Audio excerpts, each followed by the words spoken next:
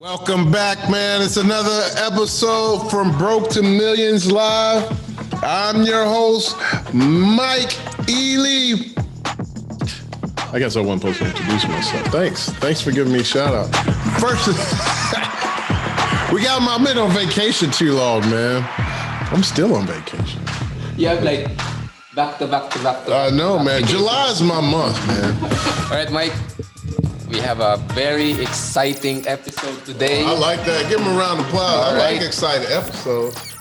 I mean, a lot of people registered, for this because people are interested in knowing more about hotels. What's so big about hotels? Yeah. Because they're big. Oh, they are big. Big buildings. Big buildings. Yep. There are so many opportunities now with hotels. Oh, my goodness. So we will talk about that. And then I will answer questions from the members of Apartment Investing Secrets. Really? Using the book. Oh, man. If you don't have your book, From Broke to Millions, man, you are a square or a rectangle like the book. Please buy the book. Well, Justify my job. This is more of a rectangle. This would be more of a square. I don't know. Save one. Save my job. Buy the book. Buy the book. Save my job. And then, guys, stay until the end because Mike What's up, King Realty One? is going to talk about, he's going to share with you what we call Mike's millionaire mindset, right? So if you want to be a millionaire, real estate millionaire, you got to hang out with millionaires and listen to millionaires and observe what they do. That's right. That to me is the most important part of the show. So that will come at the very end. So stay until the very end. Yeah. And with that, guys, you're in for a treat because for those of you who don't know Mike lost everything back in 2000 to 2003. Literally went from owning 20 units, right? And then losing everything, losing his 2 car washes, and even losing the home he lives in, and then he had to go back to his mama. So with terrible credit, with less than $0 in his bank account, and yet from all of that, he rose from all of that and now owns 1,500 apartment units, actually more than that, right? 40 plus houses. He owns an industrial warehouse, and he now buys hotels all over the country. I'd like to introduce Mr. Mike Ely.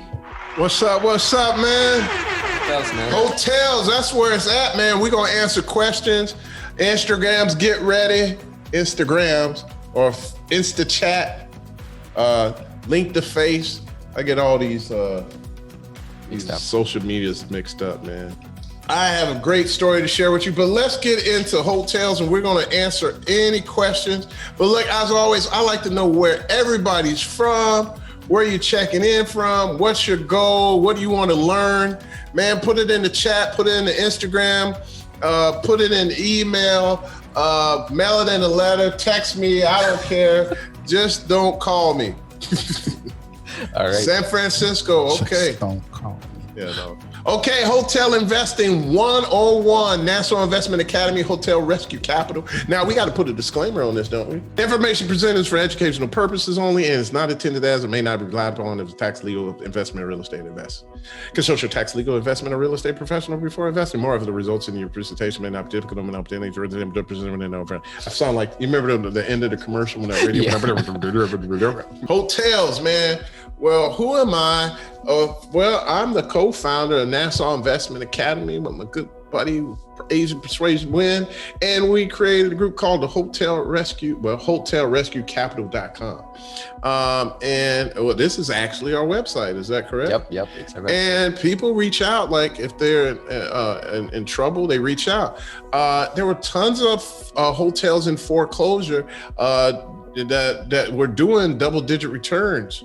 But now it's a challenge. And the reason I won't go deep into it, but it didn't happen as great as we expected. Yeah, right? definitely. COVID, history repeats itself, and how you respond is how, a little different.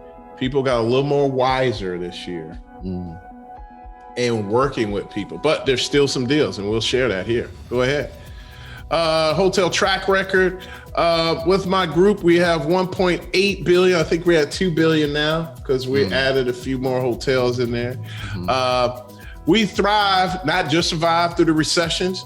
9/11, the COVID, SARS virus, whether it was the SARS virus and COVID, we are the hotel turnaround experts. I like saying that.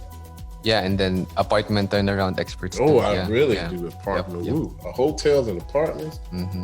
The messier the problem, the more I like it. Yep, the more money. Yeah, the more. That's really More problems equal more money. more money, more problems. You know that? Okay. All right. We'll talk about 3 things: why invest in hotels, why in hotels now after COVID, and how you can profit from hotels. Now, look, man, today I'm gonna get you a little dangerous. I'm gonna have some words for you to use, and then you guys can start talking to people and have a real conversation, and they're gonna really think you know something. But if you have this vocabulary that I'm about to share with you, you can talk just about to anybody. Is that fair? In the hotel industry. Yeah, in the hotel industry. All right, now one of the big things people are like, why invest in hotels? Well, one, hotels produce more cash per room versus a multifamily. And I'm gonna show you here. In hotels, we talk about keys. In apartments, we say doors. All right. So let's talk about a mid-scale hotel and full service. All right. And mid-scale full service is like the Hyatt, the big one, Embassy Suites. What's some other ones? The bigger Hyatt full service ones, right? And so let's say you got 100 keys or 100 rooms. The average daily rate is $80, but it's much higher. These are very conservative numbers. Yeah. The average occupancy is 70%. So on a deal like that, the gross revenue will be just over $2,044,000. All right. Your gross operating margin is roughly 43%. Depending on where you're at, it could vary. This is a survey that they did, but I typically use 35%, but that doesn't matter for this one. So a gross operating profit of $878, almost $900,000. Where the limited services, which is like a Hampton Inn, a Hyatt Place, you get it. 100 with $60 daily rate, 75% occupancy, gross revenue of 1.6 million. 58% GOP with a NOI of 952, right? So you saw all of that. You got 100 rooms, right, with a gross revenue over just over 900,000, near $1 million. An average 100 unit. Now that's not, when I say gross, that's the gross profit. Right. Gross profit. The gross revenue is 1.6 million. Yeah, the gross profit is 800. 100 unit C property in a C area, the average rent revenue for the year is 883. It's a double. So when I'm profiting, the apartments are just grossing. And you got to understand, these are low numbers. Right, very low. You have to be in a little small area. Even now, even this summer with COVID, you're not. Well, I ain't gonna say you not, but pretty much everything's back over $100 a night. Right. And when it wasn't COVID, it was about 120 average daily rate or ADR. Now, the key things when you're learning about hotels is the average daily rate, the occupancy, and the average daily rate is called the ADR. And then the occupancy, and then the gross operating margin, which I like to use 35%. All right. So as you can see, just the apartments alone do not gross more than a hotel. Now, why invest in hotels? Man, one, I love it because of the sophisticated management. And when you have professional management, meaning you can pay people, I'm not saying what they may feel they deserve, but you could pay them a nice salary. Yeah. Like your general manager for a hotel makes anywhere from 65 to 100 plus. Your front desk can make $35,000 to $50,000. So you're paying some quality people. Then you have a maintenance team too. You got a maintenance. Mm-hmm. My maintenance guy, I don't. Well, I like everybody to get paid. I just don't like paying maintenance that much. They're getting the job done, but I think he makes. But I don't care where you go. All around total benefits like $30 an hour. Wow. I mean, we pay him more than our apartment guy. Mm. Apartment guy makes $17, $18 an hour. But professional management, man, more passive investment for the hotel, meaning you get your you can structure the whole deal and then you put your third party operator in. And bam, man, you're hands off. Now this is why like it's more sophisticated. Now I'm not saying you can't do that from apartments, but you need to find people of scale in order to do that. And that's kind of challenging when you're doing apartments. And I'm not saying you can't do it, but whereas there's a plethora of operators in the hotel industry that can manage sophisticated. I love apartments, and I'm not saying houses aren't great, but we play a monopoly here, baby. Remember, we're gonna get you a couple of houses, then you buy the big apartment, then you get a hotel. That's how we play in this game. But one of the things I noticed, as Wendell said, man, I knew like, man, if I were to die and pass away tomorrow, I cannot leave these houses in these D and F neighborhoods to my children. They're not gonna manage that. It takes a special person to manage it. And I'm that special person. I can even manage that. Look, and then it takes a special person to manage on the sea level. Right, apartments as well. Right, and so, but that's why I've now moved to more B and A properties in these hotels. Yeah. Because you can hire, like at that point, anybody can manage an A, B property. You can get anybody. Everybody can't do C, D, and F. Right. They just can't.